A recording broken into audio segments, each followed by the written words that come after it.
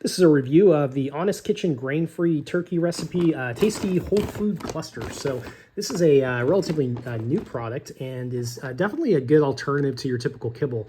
It does at first glance look like a typical dry dog food, but it is quite different.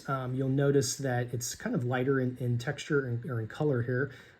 It's basically it's cooked at a much lower temperature. So your typical kibble, which is extruded, is cooked at I think over 200 degrees. So it typically really degrades the nutrients. It causes a lot of issues with AGEs, which is kind of something we're just like learning about that could affect a dog's cancer risk. But you'll notice these are lighter, so it is cooked at a lower temperature. It's not like a dark brown burnt ball like a piece of kibble. So I love that about it. A couple other things they claim is they use human grade food, which is ingredients, which is pretty unique, and does affect the price, but it is something that is pretty cool that they do. There's no meals or byproducts in it. It's just whole meat. No grains or fillers.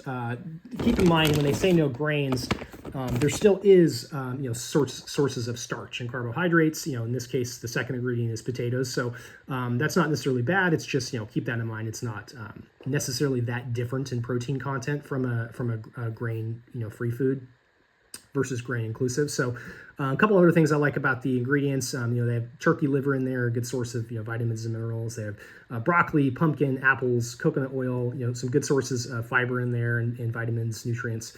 They also have your probiotic in there and turmeric, which is kind of low in the ingredient list, so may not be doing a whole lot there. But a nice ingredient to include. Whoops. Let's see. So we're at about 26% protein, which is pretty good. Overall, pretty happy with this product. Koa here definitely gives it 2 paws up.